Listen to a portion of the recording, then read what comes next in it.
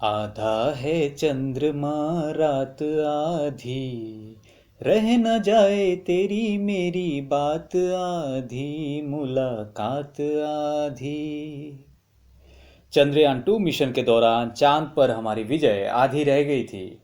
यह कुछ ऐसा ही था जैसे कि इसरो के वैज्ञानिकों की मुलाकात चांद से आधे रास्ते में ही खत्म हो गई और इसी तरह बातें भी आधी रह गई। उसी दिन हमने शपथ ली थी चांद को पूरी तरह से जीतने की। 23 अगस्त की शाम 6:04 को मानो पूरे देश की धड़कन कुछ सेकंड्स के लिए थम सी गई थी, क्योंकि हम भारतीय कामयाबी की उस आखिरी सीढ़ी पर पहुंच गए थे जहां पहुंचने के लिए पूरा विश्व दौड़ लगा रहा था। जी हाँ मित्रों, हम बात करने जा रहे हैं भारत के चंद्रयान 3 की चंद्रमा पर अपने देश का झंडा गाड़ने के इतिहास पर। उस दिन पूरा देश मिलकर जश्न मना रहा था मानो कोई फेस्टिवल हो। देश विदेश से सभी लोग भारत को बधाई दे रहे थे। सोशल मीडिया पर मानो चंद्रयान 3 की एक सुनामी सी आ गई थी। जहां नासा ने स्पोर्टिंग स्पिरिट दिखाते हुए इसरो का धन्यवाद किया, वही दूसरी तरफ रशिया की रोसकॉस्मोस के वैज्ञानिक स्तंभित और चीन को तो जैसे सांप ही सूंघ गया हो। और सांप से याद आया, जिस देश को पश्चिमी दुनिया सांप और सपेरों का देश कहकर बुलाते थे, आज उसी देश ने पूरी दुनिया का बीन बजा डाला।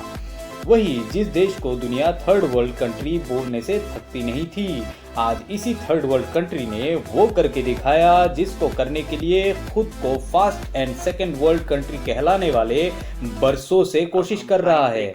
जी हाँ मित्रों, हम चांद पर पहुंच गए हैं और पूरा विश्व भारत की आज प्रशंसा कर रहा है। कुछ लोगों का तो यह मानना है कि इतना पैसा खर्च करके चांद पर जाने की भारत जैसे गरीब देश को जरूरत ही नहीं थी। जी हाँ, आपको समझ में आ ही गया होगा हम किसकी बात कर रहे हैं। इससे क्या फायदा होगा देश का? यह मिशन क्या वेस्ट ऑफ मनी है? चांद पर पहुंच के हम करेंगे क्या? साइंस और टेक्नोलॉजी की सफलता में देशवासी को फायदा क्या होगा? इससे क्या कोई आर्थिक फायदा भी होगा या नहीं? प्रश्न आना स्वाभाविक है, लेकिन प्रश्न को गलत तरीके से पूछा जाना या गलत अर्थ में इसकी समालोचना करना गलत है। आज हम इस वीडियो पर बताएंगे चंद्रयान 3 मिशन आखिर भारत के लिए क्यों फायदेमंद है, इस मिशन से कैसे पूरे देशवासी को फायदा मिलेगा। जय हिंद मित्रों, मेरा भारत महान और हम भारतीय है शानदार। क्रेजी कबूतर के आज के इस नए एडिशन पर हम करते हैं आपका स्वागत। कुछ तो लोग कहेंगे लोगों का काम है कहना, बोलने वाले बोलते रहेंगे और हम भारतीय अपनी कामयाबी का झंडा गाड़ते चले जाएंगे। आपको शायद याद होगा, जब मंगल मिशन में भारत को सफलता मिली थी तब न्यूयॉर्क टाइम्स ने एक बहुत ही बेहुदा सा कार्टून बनाकर हमारा मजाक उड़ाया था। हालांकि बाद में जबरदस्त विरोध के चलते न्यूयॉर्क टाइम्स ने अपोलॉजी भी मांग ली थी। वही जब चंद्रयान 2 असफल हुआ था तब पाकिस्तान के एक बड़बोले मंत्री फवाद चौधरी ने ट्वीट करके इसरो तथा भारतीयों को नीचा दिखाने की भरपूर कोशिश की थी। फवाद चौधरी जैसे लोगों को हम भारतीयों ने मुंह से नहीं पर अपना काम दिखा के जवाब दे दिया है। हमारा पड़ोसी देश पाकिस्तान, जो खुलेआम भारत को दुश्मन देश कहते थकता नहीं, उस पाकिस्तान ने भी भारत के इसरो की सफलता पर बधाई दी है। आप और हम में से बहुत सारे लोग शायद सोच रहे होंगे कि हम चांद पर तो पहुंच गए, लेकिन इससे आगे होगा क्या? तो चलिए चंद्रयान 3 की सफलता पर आज खुलकर बात करते हैं। चांद पर पहुंचने से हमें मिलेगा क्या? 615 करोड़ खर्च करके हम चांद पर पहुंच तो गए, लेकिन इससे हमें फायदा क्या होगा? चलिए हम स्टेप बाय स्टेप बात करते हैं। पॉइंट नंबर 1, टेक्नोलॉजी की जीत। जी हाँ, हम जो चांद पर पहुंचे हैं, असल में ये हमारे टेक्नोलॉजी की जीत है। हम दुनिया में वह 4 देशों में से है जो चांद पर जा पाया है। धरती से चंद्रमा की दूरी 3,84,000 किलोमीटर की है। इतनी लंबी दूरी पर एग्जैक्ट डेट और राइट टाइमिंग पर हम अपना लैंडर उतार पा रहे हैं, यह अपने आप में ही एक बड़ी जीत है। भारत चंद्रमा के साउथ पोल में उतरने वाला इसी तरह से पहला देश बन गया है।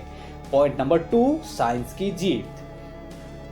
इतने दूर पहुंच तो गए हैं, लेकिन करेंगे क्या? लैंडर विक्रम ने तो अपना काम कर दिया, अभी उसका साथी यानी रोवर प्रज्ञान का काम शुरू होगा।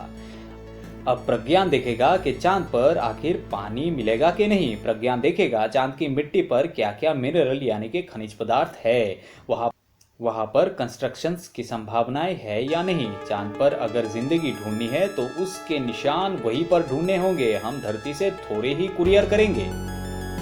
और वही दूसरी तरफ चांद की गुरुत्वाकर्षण या ग्रेविटी पृथ्वी की तुलना में 6/1 ही है, और इस वजह से भविष्य में होने वाली कोई भी अंतरिक्ष मिशन में चांद को हम बेस स्टेशन की तरह इस्तेमाल कर सकते हैं। इसका यह मतलब हुआ कि अगर चांद पर पानी मिल जाता है और सूर्य की रोशनी तथा इलेक्ट्रोसिस से उसे पावरफुल फ्यूल, लिक्विड ऑक्सीजन और लिक्विड हाइड्रोजन बना पाते हैं, तो हम भविष्य में चांद से ही दूसरे जगह के लिए मिशंस लॉन्च कर सकेंगे।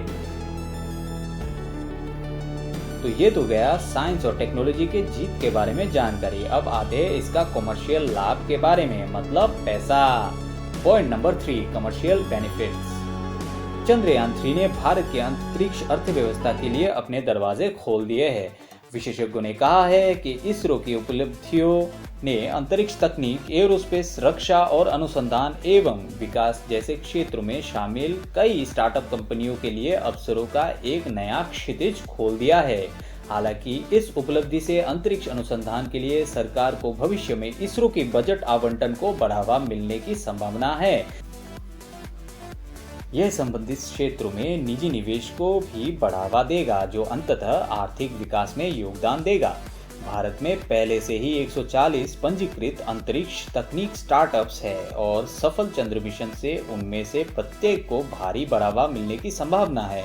वास्तव में यह लागत प्रभावी उपग्रह लॉन्चर के रूप में भारत की स्थिति स्थापित कर सकता है, जिससे एरोस्पेस और रक्षा जैसे क्षेत्रों में लाभ होगा। मुकेश कोचर, जो कि राष्ट्रीय प्रमुख है वेल्थ मैनेजमेंट AUM कैपिटल, उनका मानना है यह भारत के लिए सबसे बड़े मील का पत्थर में से एक है। भारत वर्तमान में वैश्विक अंतरिक्ष अर्थव्यवस्था में लगभग 2 से 3% का योगदान देता है और अगले 8 से 10 वर्षों में इसके लगभग 8 से 10% योगदान की उम्मीद है। यह भारत को एक लागत प्रभावी उपग्रह लॉन्चर के रूप में स्थापित करेगा और एक वैश्विक अवसर उभर सकता है। इससे भविष्य में एरोस्पेस और रक्षा जैसे क्षेत्रों को बढ़ावा मिलेगा। डेलोइट इंडिया के पार्टनर श्री राम अनंतशयनम इससे सहमत है। उन्होंने कहा, ऐतिहासिक जीवन में एक बार आने वाले ऐसे क्षण हमारे भारत के युवाओं के बीच वैज्ञानिक सोच बढ़ाने, उभरते क्षेत्रों और प्रौद्योगिकी में आत्मनिर्भरता के लिए एक त्वरित मार्ग भी प्रशस्त करते हैं और दुनिया की शीर्ष 3 अर्थव्यवस्थाओं में शामिल होने का आत्मविश्वास पैदा करते हैं। डेलोइट की एक रिपोर्ट इस बात पर प्रकाश डालती है कि कैसे 2013 के बाद से 1791 कंपनियों में निजी इक्विटी द्वारा 272 बिलियन अमेरिकी डॉलर से अधिक राशि जुटाई गई है। नंबर 2, चंद्रयान 3 से मेक इन इंडिया को मिलेगा बढ़ावा।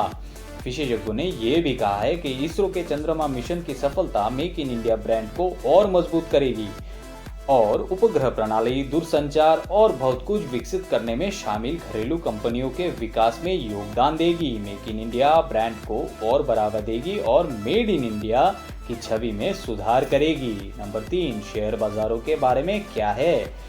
विशेषज्ञों के अनुसार चंद्रयान 3 की सफलता का भारतीय घरेलू बाजारों पर व्यापक दीर्घकालीन प्रभाव पड़ेगा। विशेषज्ञों का यह भी मानना है कि यह अंतरिक्ष अनुसंधान में भारत की क्षमता के प्रति विदेशी निवेशकों का धारणा को बदल देगा। मिशन की सफलता एरोस्पेस, रक्षा और दूरसंचार जैसे उपग्रह संचार और नेविगेशन जैसे विभिन्न संबंधित क्षेत्रों के साथ साथ L&T, HAL, MTR टेक्नोलॉजी जैसे सूचीबद्ध कंपनियों के लिए दरवाजे खोलेंगी। जो लोग भी चंद्रयान 3 की सफलता को कम करके आंक रहे हैं या इसके फायदे को लेकर संदेह कर रहे हैं, आप सोच भी नहीं पाएंगे कि भारत की इस सफलता से हम लोगों को भविष्य में कितना फायदा होगा।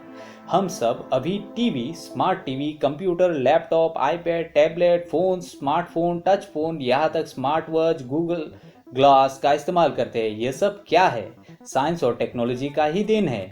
कुछ वर्षों पहले लोग ये सब देखना तो छोड़िए, सोच भी नहीं सकते थे।